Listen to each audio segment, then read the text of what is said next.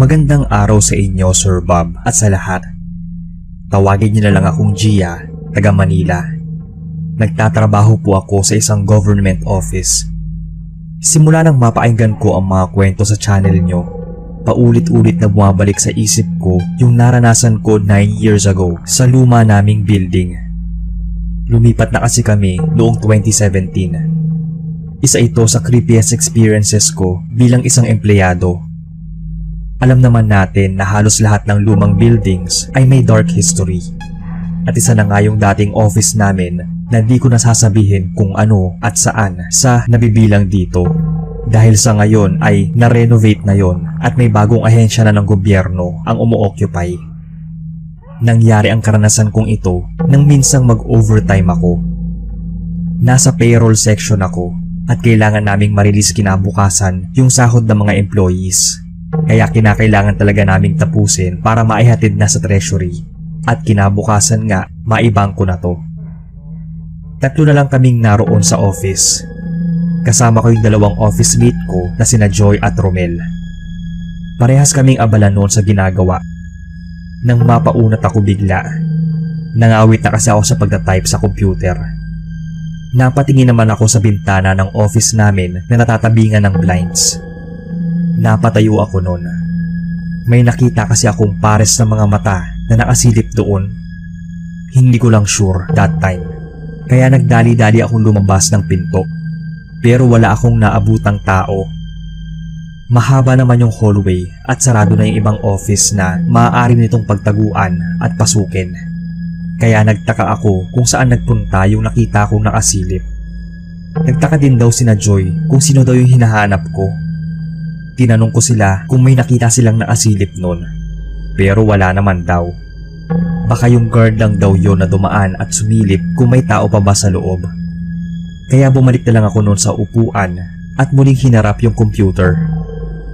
Pamaya-maya ay napapatingin ako sa may bintana na malapit sa pintuan. Di ko alam kung bakit parang hinihila ako ng paningin ko doon. Nang muli akong mapatingin, nakita ko na naman yung pares ng mga mata na nakasilip. Napatayo akong napamura nun dahil para bang nantitrip siya. Bakit kasi siya sisilip lang kung may kailangan talaga? Nakabukas naman ang bintana nun pero nakababa ang blinds. Kaya kita pa rin ang sino mang dumaan sa labas. Pero ang pinagtataka ko, wala naman akong nakitang dumaan. Basta na lang yung nakasilip.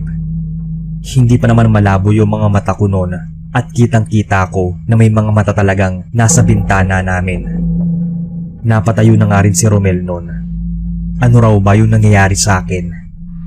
Sinabi ko sa kanya na may sumisilip talaga sa bintana.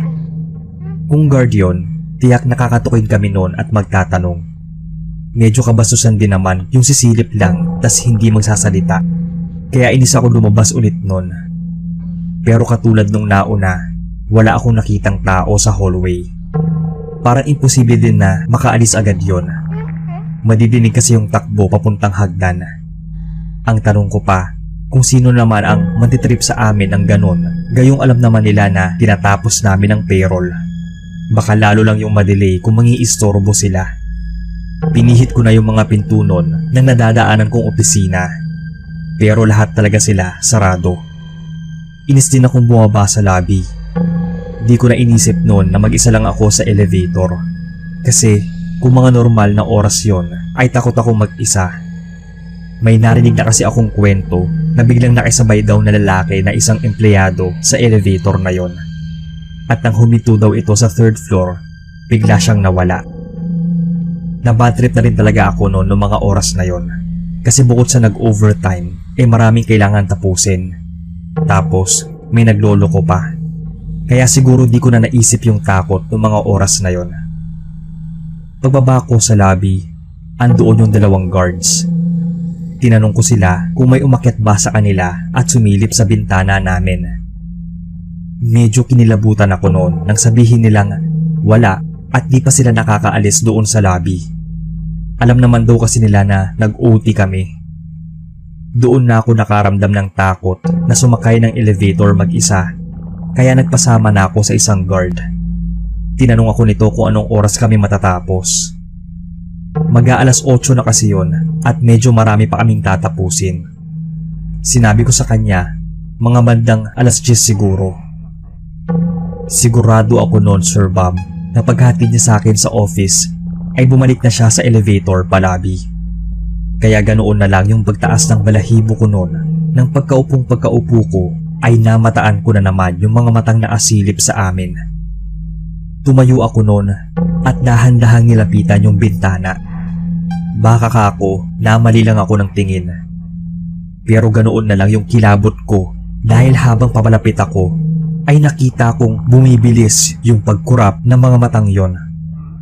Doon na ako napahiyaw at tinanong kung sino siya at tigilan na ang pantitrip. Dahil nga doon, mabilis na nagpunta si Romel at dali-daling tinignan kung sino nga yung sumisilip sa amin. Pero nanginig na nga rin yung mga tuhod niya noon nang wala siyang makitang ibang tao sa labas. Bigla ding nawala yung mga matang yon. Ang sabi ko pa, kung namamalikmata lang ako, papaanong nakita kong kumurap yun at bigla na lang nawala. Sabi ni Joy ay kinikilabutan na rin daw siya. Kanina pa rin daw niya nararamdaman na may nakatingin sa amin. Ayaw lang daw niyang ipahalata na takot na siya. Para lang matapos na yung ginagawa namin ay nagpasama kami noon sa isang guard. Andoon lang siya sa may pintuan at nagbabantay. Natapos naman na namin yung payroll, pero nangihina ako noon sa takot.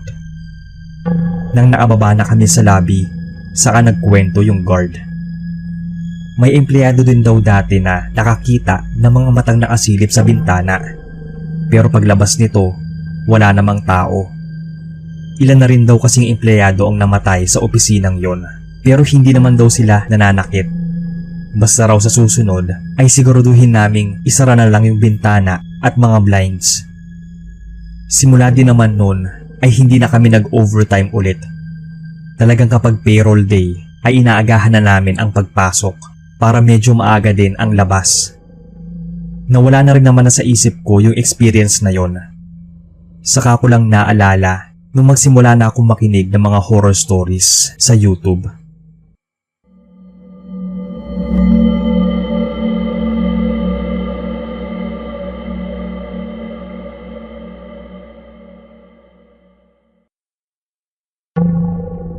Hello po sa inyo, Sir Bob. Tawagin niyo na lang akong Gio, taga Nueva Ecija. Nagtatrabaho ako dito sa Makati bilang isang call center agent. Itong story ay tungkol sa kasamahan ko noon sa dati kong pinasukang BPO office. Lumipat na kasi ako nang marinig ko na sunod-sunod na binabangungot doon sa resting area namin yung mga kasamahan kong agents. Buti na lang at hindi ako natutulog doon kahit na antok pa. Imbis kasi na matulog, nagyoyosi na lang ako at umiinom ng kape. Unang tingin mo doon sa kwarto na yon ay parang bad vibes na o negative energy, yung tipong pang horror. Tahimik syempre at limang ilaw para nga naman mas madaling makatulog yung mga agents. Kaso yung parang biglang may magpapakitang multo. Kaya kinikilabutan akong manatili doon. Kahit nga pumasok ay may kakaiba na akong kilabot na nararamdaman. Naisip ko noon na baka bukas yung third eye ko. Tanda kong maulan noon at wala gaanong calls. Nagpaalam itong kasama kong itago na lang natin sa pangalang Norman. Antok na raw siya dahil 2 days straight na daw siyang walang tulog. Kaya sabi ko, ako nang bahala at wala namang gaanong tawag. Tumuloy na siya noon sa resting area. Kwento ng isang kasamahan namin ay mag-isa lang daw si Norman noong mga oras na yon na natulog sa kwartong yon. Nadidinig pa nga raw ng dumadaan doon yung malakas niyang paghilik, yung para bang pagod na pagod daw ito. Ilang araw ba naman nag-overtime at di na nga ito nakakauwi ng bahay. Natapos ang duty ko noon nang hindi ko nakita si Norman. Sabi nila ay tulog pa rin ito sa loob ng resting area, kaya hinayaan na namin. Nagsiuwian na yung mga naka-duty noon ng panggabi. Wala namang kaide-ideya yung mga pang-umaga na andoon si Norman sa loob ng resting area. Bihira lang naman ang may pumapasok doon ng araw dahil nakamonitor din sila. Tanghali lang pwedeng magpahinga doon pagkatapos mag-lunch at kapag naka-off call ka. Nagulat na lang ako noon kinagabihan, Sir Bob, nang maarating ako sa opisina. Sumalubong kasi sa akin yung masamang balita na namatay daw si Norman sa loob ng resting room. Ang creepy pa noon, nakanganga daw ito at dilat ang mga mata. Yung para daw takot na takot. Cardiac arrest daw ang lumabas na ikinamatay nito dahil din sa over-fatigue. Pero para sa akin ay bangungot ang kinamatay niya. Kaya simula noon, wala nang natutulog sa resting area kapag nag-OT. Minsan daw kasi na may dumaan doon, may narinig daw itong humihilik mula sa loob. Pero nang silipin niya kung sino yon, ay wala raw siyang nakitang tao. Palagay namin ay nagpaparamdam pa rin si Norman dahil di nito matanggap yung biglaang pagkamatay niya. Umalis ako doon makalipas ang 1 buwan, pero may nakakapagkwento pa rin sa akin noon na napapadalas ang pagpaparamdam doon sa kwartong yon. Sabi pa nga ng kaibigan kong doon pa rin nag-work, parang hindi lang daw si Norman ang nagpaparamdam doon. Meron daw kasing isang agent na nakakita ng itim na nilalang sa loob ng resting area. Hindi na raw nito napigilan ang antok at no choice daw ito kundi matulog doon. Paggising niya ay may nakita na siyang nilalang na nakatayo sa may paanan niya. Para lang daw yung anino. Nang kumurap-kurap daw siya ay bigla na lang yung nawala. Nanaginip din daw siya ng masama nun, kaya siya nagising. At buti na nga lang ay nagising pa siya. Siguro, yun din daw ang may kagagawan kay Norman. Hindi sila sure. May nilalang talagang naglalagi doon na nagiging sanhi ng masasamang panaginip ng mga natutulog doon. Sana po sir, mapasama itong story sa inanarit ninyo. Thank you and more power sa inyong channel.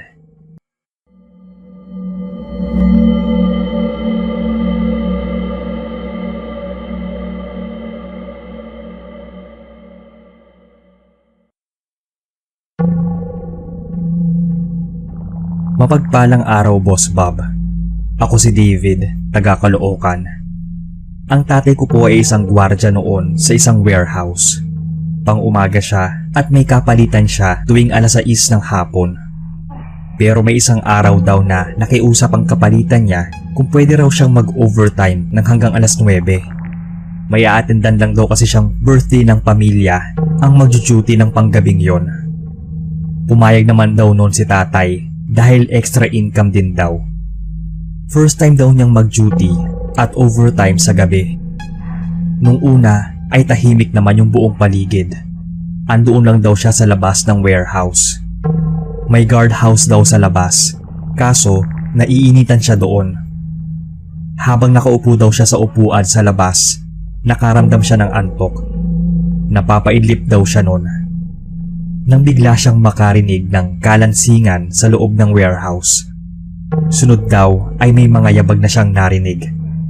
Sa takot na baka pinasok na ng magnanakaw ang warehouse, inilabas daw niya yung baril niya at dahan-dahan siyang sumilip noon sa maliit na butas ng warehouse. Gawa daw yon sa container, yung pinong yero at may ilang butas na raw yon.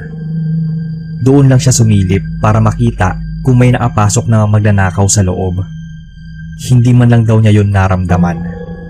Hindi raw gaanong maliwanag yung ilaw sa loob. Parang dim light lang. Patuloy pa rin daw niyang naririnig yung mga yabag na yon na parang pabalik-balik. Ang pinagtataka niya, nangigala naman daw niya yung tingin sa loob ng warehouse. Wala naman daw siyang nakitang tao naglalakad doon. Pero malinaw yung naririnig niyang mga yabag. Dahan-dahan daw siyang lumapit sa pinto. Tinulak sa pag-aakalang nabuksan na yon ng pangahas. Pero nagtaka siya dahil nakakandado pa rin yon. Dali-dali daw siya naglibot noon sa likod dahil baka doon dumaan yung magnanakaw. Pero sarado din daw yon. Hindi na mapakalinon si tatay. Kinakabahan at kinikilabutan na rin daw siya. Imposible din daw kasi na may nakapasok noon dahil naka-double lock ang warehouse. Nasa kanya ang susi. At kung may kukuha man ng materyales, tiyak na sasabihan muna siya bago kunin doon. Pero wala naman siyang natanggap na tawag. Kaya naman binaliwala na lang daw niya yon nung una. Muli siyang naupo at pumikit. Antok na antok daw kasi siya nung mga oras na yon at mag-aalas 9 na. Bigla daw siyang napatayo nang may marinig siyang bumagsak na bakal sa loob. Tapos muli na naman daw niyang narinig yung mga yabag. Mabibigat daw yon na parang may hinihila. Sumilip siya uli sa butas kung sino yung nasa loob, pero wala siyang nakitang tao doon. Muntikan na nga raw siyang himatayin noon nang sa muli niyang pagsilip ay may sumilip din sa kanyang mga mata. Napaatras daw talaga siya noon dahil sa gulat. Pakiramdam daw niya ay aatakihin siya sa puso, sa hilakbot. Lalo pa raw siyang nagulat nang may magsalita sa likuran niya. Dumating na raw yung kapalitan niya. Napansin daw nito na putlang-putla si tatay, para bang nakakita ng multo. Hindi nga raw nun makapagsalita si tatay sa sobrang gulat. Natatawang sinabihan siya ng kapalitan na pwede na siyang umuwi at mag-ingat siya. Muli pa daw itong nagsalita nang paalis na si tatay. Sabi raw nito na sanay na siya sa mga paramdam sa loob ng warehouse. Hinahayaan na lang daw niya dahil kapag pinansin niya ay lalo daw itong mag-iingay. Kinabukasan daw nang pumasok si tatay at naabutan niya yung gwardyang kapalitan niya, tinanong niya kung ano yung nag-iingay sa loob. Hindi rin daw nito alam. Ang alam daw niya ay may namatay daw doon na dating warehouse man. Binangungot, baka yun daw yung nagpaparamdam. Pero sinabihan na lang nito si tatay na wag na lang yung pansinin. Titigil din daw yon. Pero ilang buwan lang ang lumipas at nabalitaan na lang na namatay yung gwardyang kapalitan niya tuwing gabi. Natagpuan na lang daw itong walang buhay na sa guardhouse. Wala namang foul play na nangyari. Baka daw binangungot o inatake sa puso kaya ito namatay. Bigla nung nangamba si tatay, lalo na nang sabihin ng may-ari na siya na ang magbantay sa gabi. Nag-resign noon si tatay at naghanap ng ibang mapapasukan. Yun bang babantayan niya na walang pagpaparamdam? Awa naman ng Diyos ay nakahanap agad siya ng bagong mapapasukan at mukhang tahimik naman daw doon sa loob ng halos 2 taon niyang mag-i-stay doon.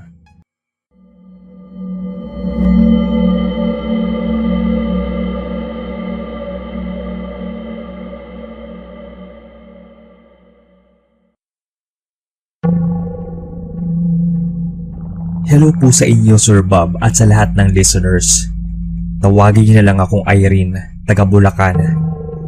Itong kwentong ilalahad ko ay karanasan ng ate ko na isang guro. Nagtuturo siya sa elementary sa Bulacan.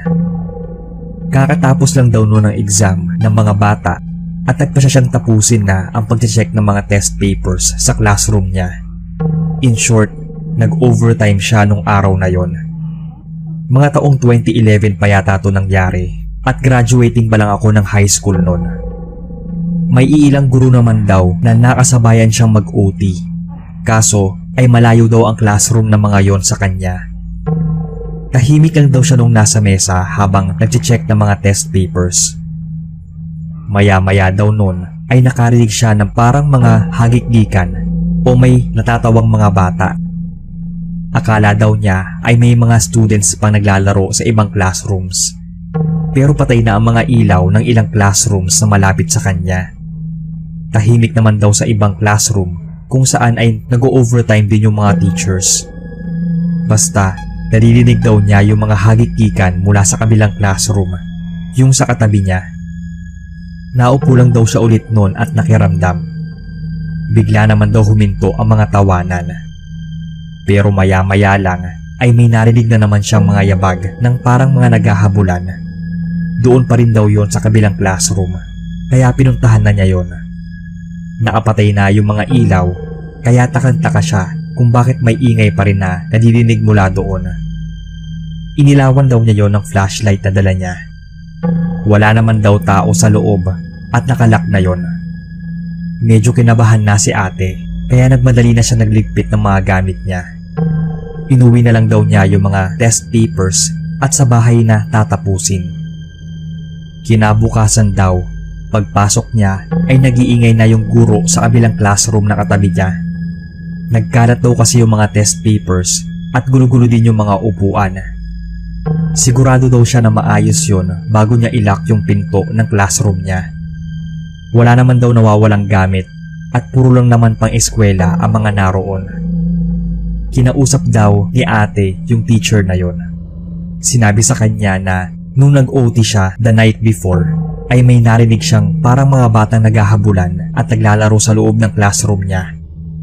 Narinig din niyang nagtatawanan yung mga yon. Pero nang tingnan niya ay wala naman daw tao sa loob.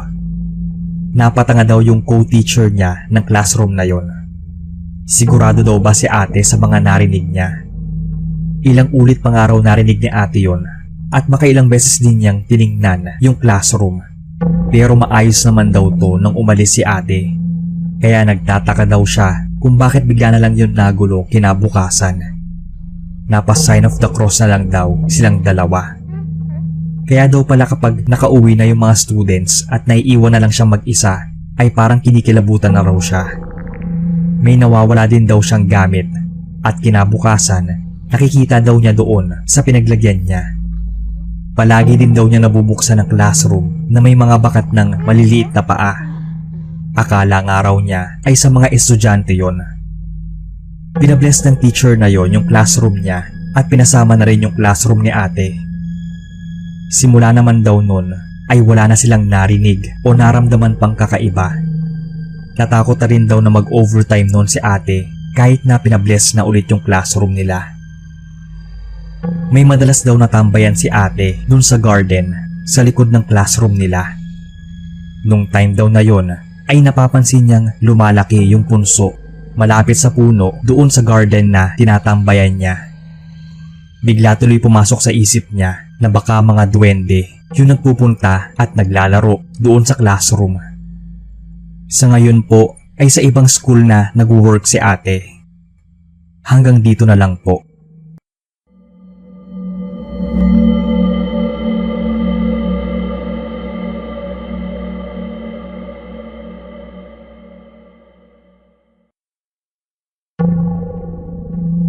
Good day po Kuya Bob at sa lahat.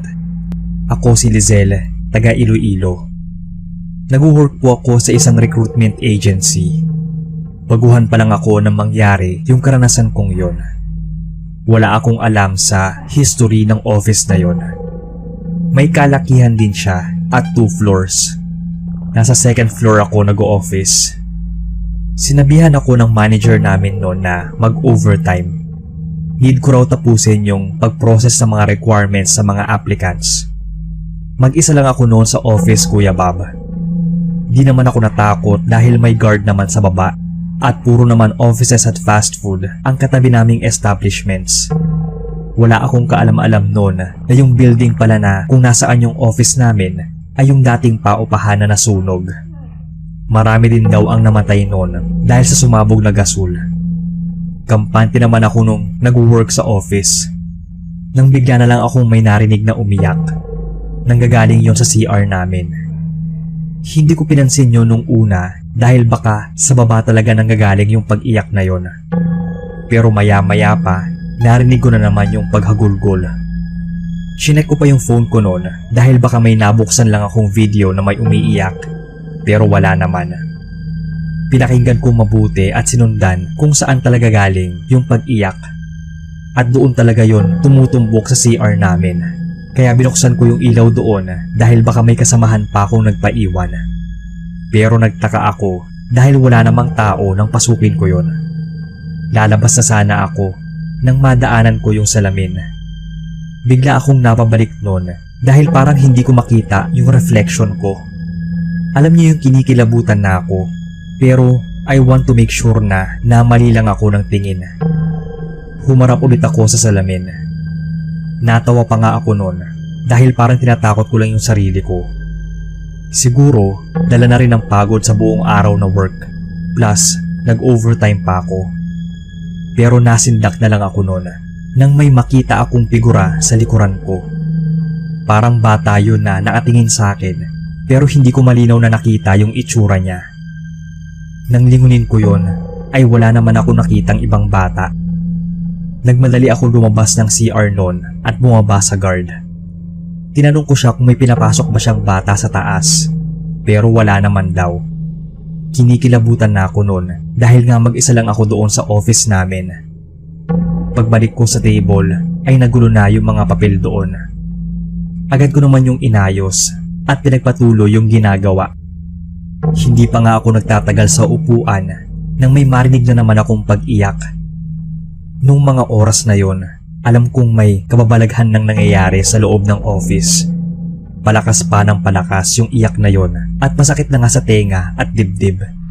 Yung para bang nakaramdam ako ng takot at lungkot at the same time.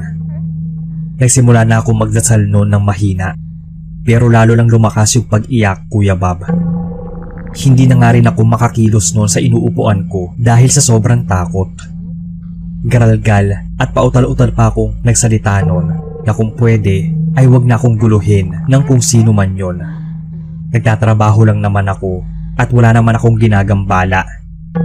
Siguro napalakas noon yung boses ko kaya inakyat ako ng guard.